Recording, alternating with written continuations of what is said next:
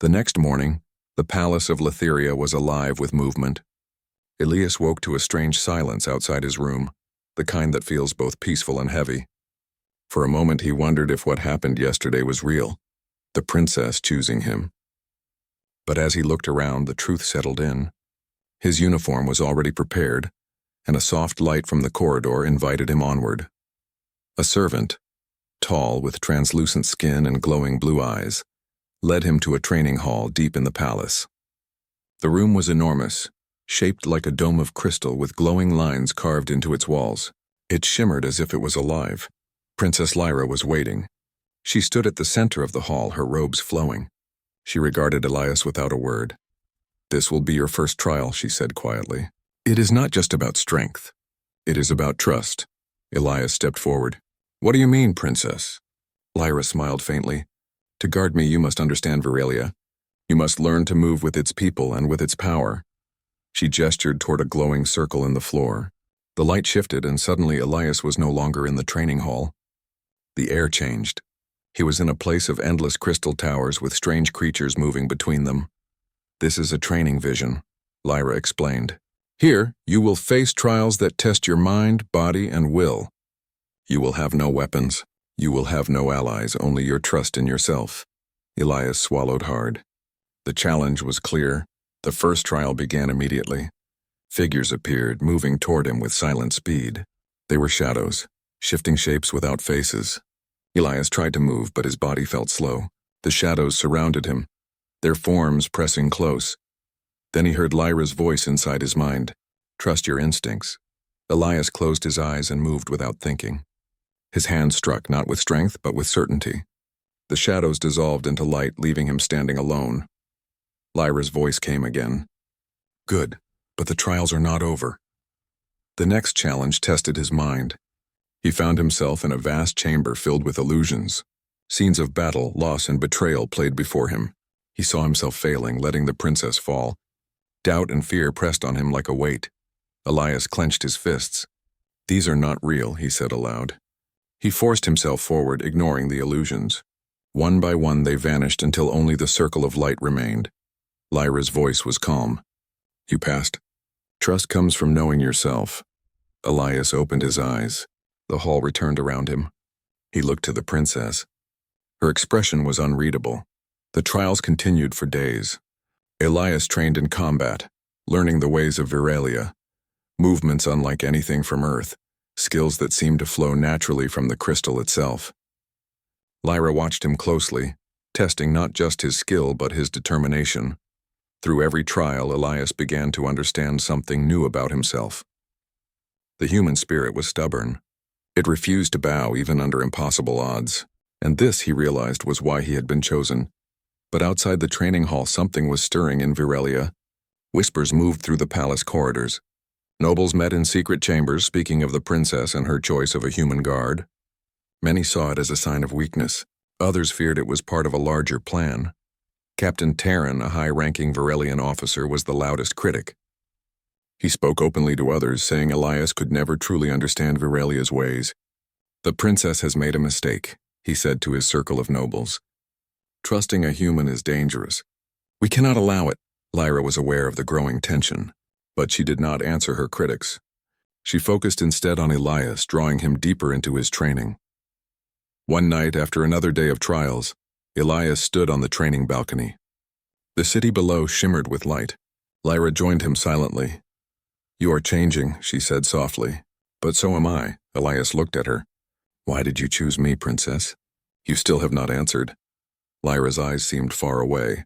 "Because I saw you before you came. Not in dreams, not in visions like these, but in a moment that belongs to something greater. You were always meant to stand by my side." Elias frowned. "That sounds like fate," Lyra nodded. "Perhaps.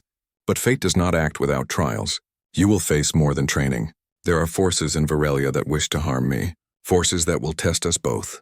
Elias felt the weight of her words. "Then I will be ready." She looked at him with a faint smile. "I hope so, Elias.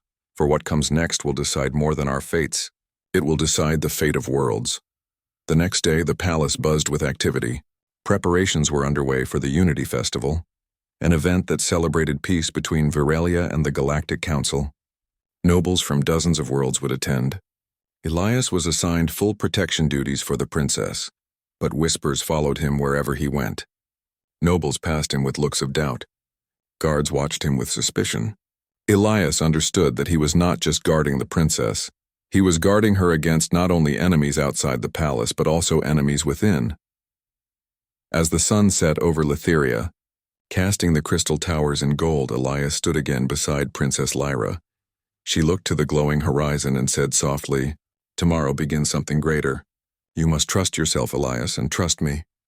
Elias nodded, though his mind was filled with questions.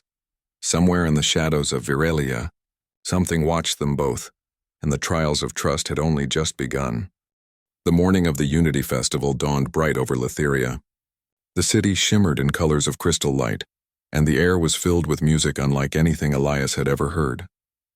The festival was a celebration of peace, an alliance between Viralia and the Galactic Council. Delegates from hundreds of worlds were gathering, but Elias did not feel peace. He felt a quiet tension in the air, like the calm before a storm. His training with Princess Lyra had made him alert to subtle danger. Something was wrong. His suspicions deepened when Captain Terran, the senior Virelian officer who opposed his appointment, approached him in the training hall.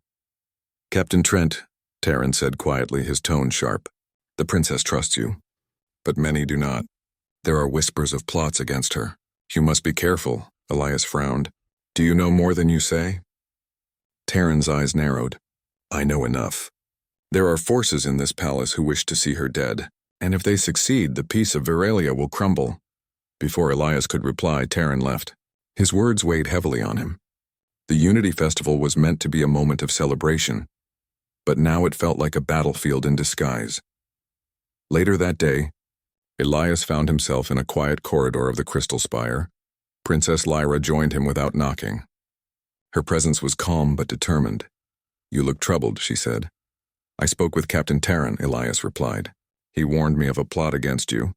Lyra's face showed no surprise. She looked at him with a strange intensity. "I know," Elias blinked. "You know. Why didn't you tell me?" She shook her head gently. "Because knowing is not enough. We must act. But we must do so without alarming our enemies. That is why I have not spoken of it." Lyra took his hand and led him to a quiet chamber within the palace. "There are those who oppose the peace we have worked for. They fear change and they will use any means to stop it. You were chosen for a reason, Elias. Not because you are human, but because you are not bound by Virelia's politics." Elias tightened his grip on her hand. "Then what do we do?" Lyra's eyes glowed softly. "We prepare. You will stand by me during the festival. I will not hide my life in shadows. But you must be ready to face danger." The day passed in tense preparation. Guards were posted in secret positions. Elias moved through the palace like a shadow, always alert. He noticed strange glances, whispers among the nobles, and unusual movements from certain palace servants. When night fell, the Unity Festival began. The city was alive with light and music.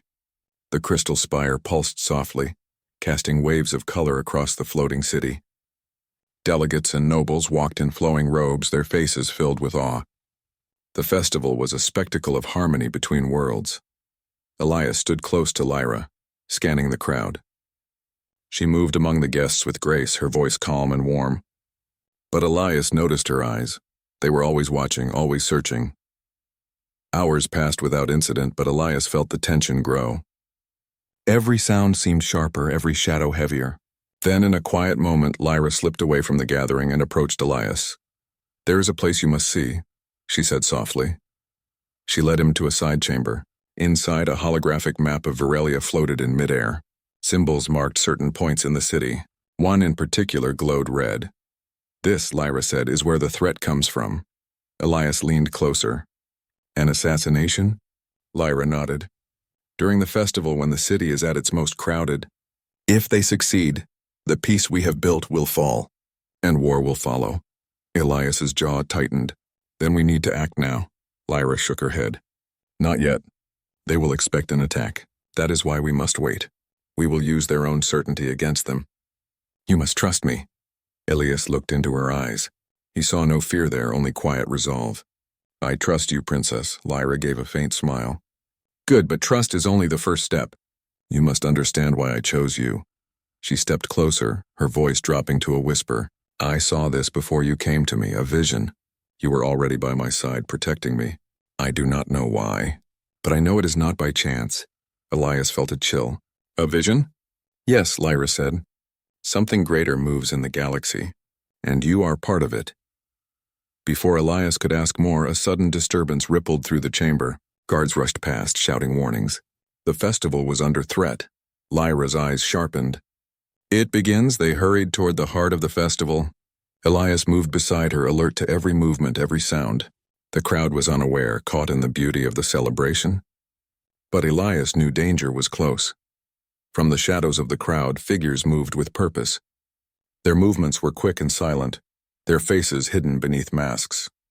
Elias's instincts screamed danger. Stay close to me, Lyra said quietly. The first attack came without warning. A flash of light and chaos erupted. Screams filled the air. Figures struck with strange weapons cutting toward the crowd. Elias moved instantly, shielding Lyra with his body. The training, the trust, and everything fell into place. They fought together, moving as one. Elias struck with precision, Lyra with grace. The attackers were skilled, but they were not prepared for the bond between human and princess. The battle was short, but fierce. The attackers retreated into the night, leaving confusion behind. Guards rushed to secure the area. The festival continued, but the shadow of danger lingered. In the aftermath, Elias looked at Lyra. Why me? Why did you choose me for this? Lyra's eyes held his. Because I knew you would be ready when the time came. And because I believed this was meant to happen. But the fight is not over. This was only the first strike. The true threat is still out there. Elias nodded, feeling the weight of her words. Then we stand together. Lyra placed her hand on his shoulder. Yes, together. And somewhere deep in the heart of Virelia, hidden in the shadows, eyes watched them both. The conspiracy was far from over. The trials of trust had entered their most dangerous stage. The Unity Festival shone brighter than ever that night. Letheria glimmered in colors that seemed born of the stars themselves. The streets were filled with music, laughter, and light. For most, it was a celebration, a dream of peace brought to life. For Elias Trent, it was a battlefield waiting to happen. Since the incident earlier, the palace had been on high alert. Every guard was stationed, every passage watched. Elias stayed close to Princess Lyra. Her calm presence was steady beside him, but he sensed her own alertness. They moved as one, like soldiers who understood without words. The festival's main ceremony was held at the heart of the city. A great crystal stage rose over the crowd, glowing softly under the night sky. Delegates from dozens of worlds filled the audience, their robes shining in brilliant colors. Music filled the air, a sound that seemed to carry the soul of the galaxy. Lyra stepped forward, speaking to the crowd in her melodious voice. She spoke of unity, of peace, of a future built together. Elias watched her closely, scanning the crowd. He could see the joy in many faces, but he also noticed the tension hidden in others. Captain Terran stood among the nobles, his face grim. Elias caught his eye, but Terran said nothing. Instead, he simply watched, as if he knew something Elias did not. As the ceremony continued, Elias felt a shift in the air. Something subtle, but enough to set his instincts on edge. The crowd's cheers dimmed, replaced by quiet whispers. Shadows seemed to move at the edges of his vision. Stay close, Lyra whispered. Then it happened. A burst of light exploded from the crowd. Screams rang out. Figures dressed in dark armor surged forward. Weapons flashed in the light of the crystal towers. Chaos swept through the festival. Elias reacted instantly. He threw himself in front of Lyra, shielding her as a weapon struck close to where she stood. The attackers moved with precision, their weapons strange and powerful. They were not ordinary assassins. They were trained killers, and they had a plan. Lyra drew her own weapon, a blade of glowing crystal that pulsed with power. She moved with grace, deflecting blows and striking with precision. Elias fought beside her, his training with her guiding his every move.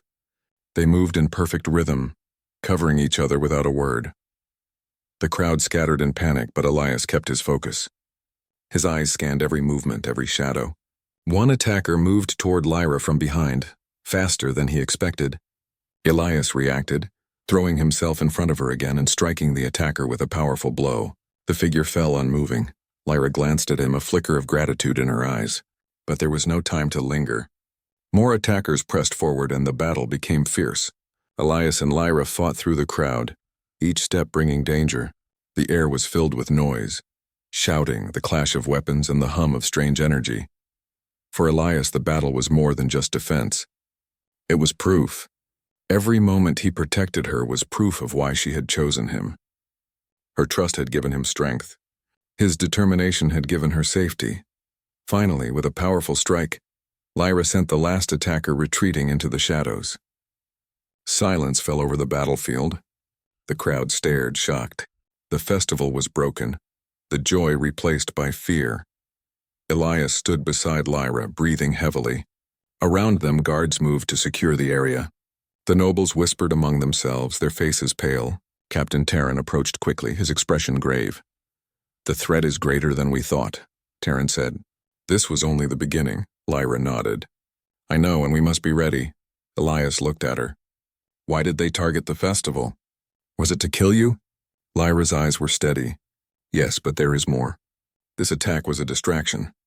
The true danger lies deeper, within the palace itself." Elias frowned. "You mean an insider?" She nodded. "Someone we trust is working against us, and they are powerful enough to change the fate of Virelia." The words weighed heavily on Elias. He had faced enemies before. But this was different. This was betrayal from within. It was a threat not just to Lyra, but to everything she was building. Lyra placed her hand on his arm. "Elias, you have passed the trials of strength. Now comes the trial of trust. We must find the enemy before they strike again." Elias met her gaze. "Then we do it together." She nodded. "Yes, together." The two moved through the aftermath of the attack. The streets of Letheria were filled with injured guards and frightened citizens. Yet Lyra walked with calm authority, her presence reassuring the people. Elias stayed close, watching every shadow, ready for the next strike. That night, as the city recovered, Lyra and Elias stood together in the high balcony of the Crystal Spire. Below them, Letheria still shone with light, but a shadow lingered over the city. "You have proven yourself tonight," Lyra said softly, "but the greatest trial is still ahead." Elias looked at her. "And what is that?" Lyra turned to look at the stars above. "To protect peace, we must uncover the truth, and the truth will change everything we know." Elias felt a weight in her words. He knew this was no longer about guarding a princess. This was about guarding the future of a world, and perhaps of the galaxy itself. Far away, hidden in the depths of Virelia, the conspirators watched. They knew their first attempt had failed, but they also knew that the war for the heart of Virelia had only begun. The night was quiet again, but beneath the beauty of the Unity Festival, a war was already in motion, and Elias knew that the trials of trust had become trials of survival. The city of Letheria still shimmered the morning after the attack. Though the Unity Festival had been broken, the light of the Crystal Spire still shone brighter than ever. Citizens moved quietly through the streets, speaking in whispers about the night before. The festival was over, but something much greater was now in motion. Elias Trent stood in the heart of the palace beside Princess Lyra. They had spent the night reviewing reports, talking with guards and analyzing the strange weapons used in the attack. The conclusion was clear. The danger was not just a plot for assassination. It was part of something far larger. "This was not an attack by chance," Elias said quietly. "They knew exactly when and where to strike. They wanted something more." Lyra nodded. "Yes, and I know what it is they want. They seek the heart of Virelia." Elias frowned. "The heart of Virelia?" Lyra turned toward him, her voice steady. "It is the source of our planet's energy, a living crystal that powers not just our city, but the peace we have built. If they control it, they control the future of Virelia, and possibly the galaxy." Elias felt the weight of her words. "Then we must stop them." "Yes," Lyra said. "But first we must uncover the traitor within the palace. They are closer than we think. For hours they worked together. Lyra's knowledge of Virelia's ancient systems guided them. Elias's instinct and human perspective helped them find patterns others had missed. They moved quietly, avoiding attention. At last they discovered the truth. A secret chamber deep under the crystal spire, hidden behind layers of crystal barriers. Inside was a map glowing with strange energy. It showed routes across Veralia leading to the heart itself, and the map had been marked by someone inside the palace. Lyra's face hardened. The traitor has found the path to the heart. They will strike again. We must stop them before they reach it. Elias clenched his fists. Then we act now. Lyra placed her hand on his arm. This will not be simple. They are not ordinary enemies. They have power, and they know we are coming. That night, under the quiet light of Veralia's twin moons, Elias and Lyra prepared to leave the palace. The air was still, but both knew danger waited. Guards moved silently around them, unaware of the journey ahead. They entered the hidden passage beneath the crystal spire. The walls shimmered with living crystal light, humming softly under their feet. The air was heavy with energy, and Elias could feel it, a force unlike anything he had known. They moved through the passage in silence, each step bringing them closer to the heart of Veralia. Yet as they advanced, the air grew colder. Shadows moved at the edges of their vision. Finally, they arrived in a vast chamber where the heart rested. It was a crystal larger than any building, glowing with pure light. The air around it pulsed with energy, and the sound was like 1,000 voices speaking in harmony. But they were not alone. Figures stepped from the shadows, armored shapes, their weapons glowing with strange power. At their head was Captain Terran. Elias stared at him in shock. "Hugh," Terran spoke calmly. "I chose my path long ago. The princess's peace is a dream I cannot allow to survive. Control of the heart must be ours, and you were never meant to stop us." Lyra stepped forward, her blade glowing brightly. "You betray your people, Terran. You will not take the heart." Terran's voice was cold. "You will not stop what has already begun." The battle began without warning. Light clashed against crystal blades. Energy filled the air with sound and force. Elias moved beside Lyra, fighting with everything he had learned. His strikes were precise, his movements certain. Lyra moved like a force of nature, defending the heart with unshakable will. The traitor's forces pressed hard, but Elias and Lyra fought with unity. Every strike they made was in perfect harmony, not just as soldier and princess, but as partners who trusted each other completely. At one moment, Terran lunged toward Lyra. Elias threw himself in the way, taking the blow meant for her. Pain burned through his arm, but he stood fast. Lyra's eyes widened for just a moment before she struck Terran with a powerful blow. The captain fell, defeated. The remaining enemies scattered into the shadows, leaving the chamber silent except for the hum of the heart. Lyra approached the crystal, placing her hand upon its surface. Light spread through her robes, filling the chamber. Elias stood beside her, still breathing heavily. "You fought well," Lyra said softly, looking at him. "More than a guard. You are my shield. My equal." Elias looked at her, pain and pride mixing in his eyes. "Why did you choose me, princess?" "Even after all of this?" Lyra's eyes shone with warmth. "Because I saw you before you came here. You are not just part of my story, Elias. You are part of something greater. The galaxy has chosen you as much as I have." The heart of Veralia pulsed with light. It seemed to respond to her words. A hum filled the chamber, and for a moment Elias felt as if the entire world was listening. Lyra turned to him. "The danger is not over, but together we will face it. I will not hide from what is coming, and I will not stand alone." Elias nodded, his hand resting on his blade. "Then I will stand with you, always." They stepped back from the heart together. Outside, Letheria was waking to a new dawn.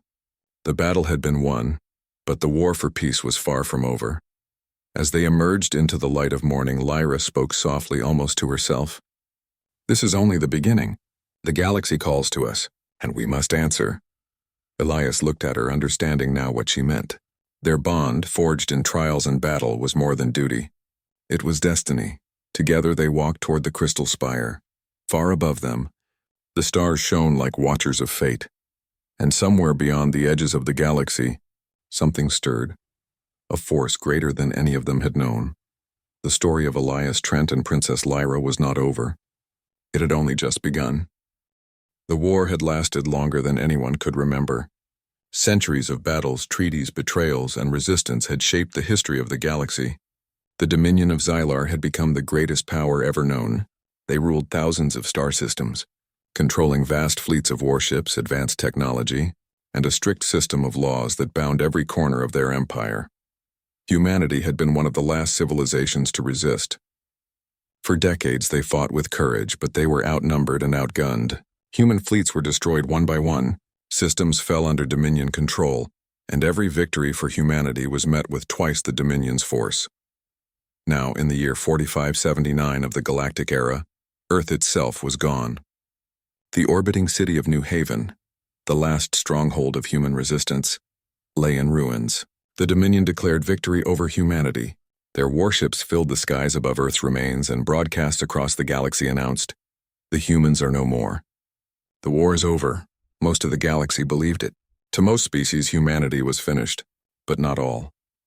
Deep inside the wreckage of New Haven, a small group of survivors gathered. They were not warriors now. They were diplomats, engineers, teachers, and leaders, ordinary humans who had survived by cunning, courage, and hope.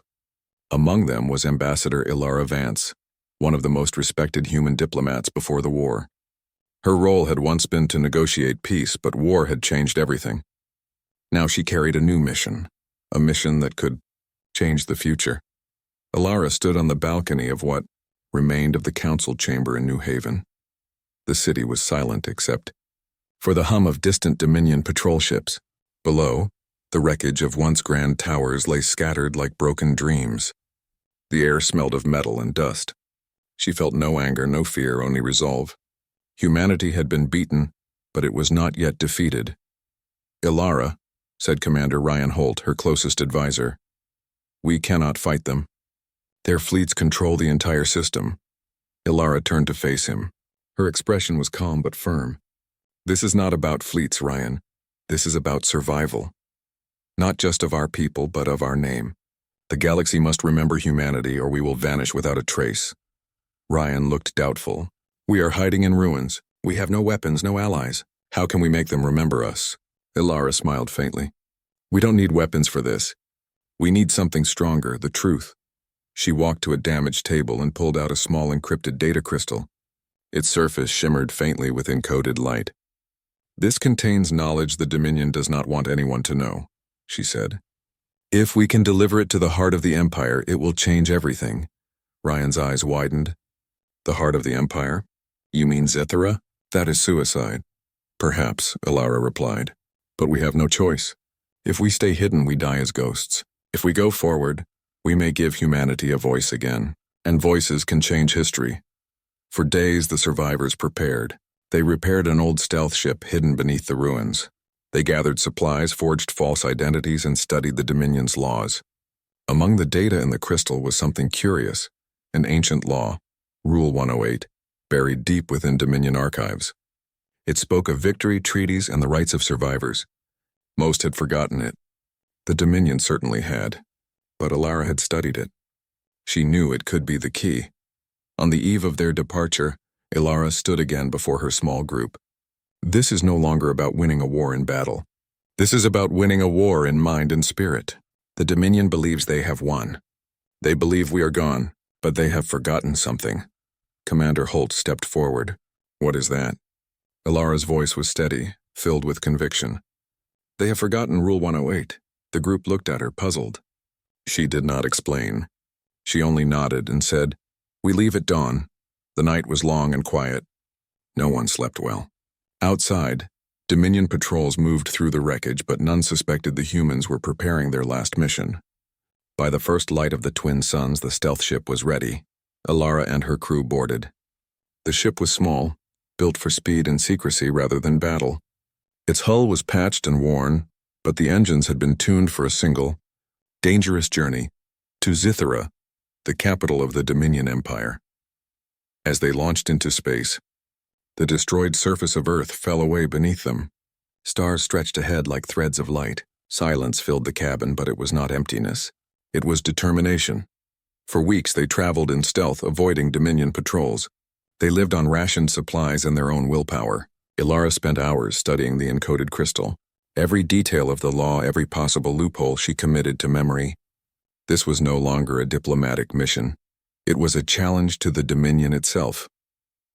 When the small ship finally approached Zithera, the capital world glittered in the void, a giant jewel of metal, glass, and light. Its surface was covered in sprawling cities, each one a testament to Dominion power. Orbital defenses gleamed like teeth of a predator. This was the center of their empire, where the fate of humanity would be decided. Ilara looked out of the small viewing port. "This is where we begin," she said softly. "This is where humanity proves it is not finished." Commander Holt placed a hand on her shoulder. "We face impossible odds, but if anyone can pull this off, it's you." Ilara nodded. She did not smile, but her eyes burned with quiet determination. "Then let them think they have won. They're about to learn they forgot something important." As the stealth ship slipped closer toward Zathura, the words echoed in her mind. Rule 108. No peace can be declared until all combatants have been acknowledged as parties of record. And she knew that if she could remind the Dominion of that rule, humanity's story would not end in silence.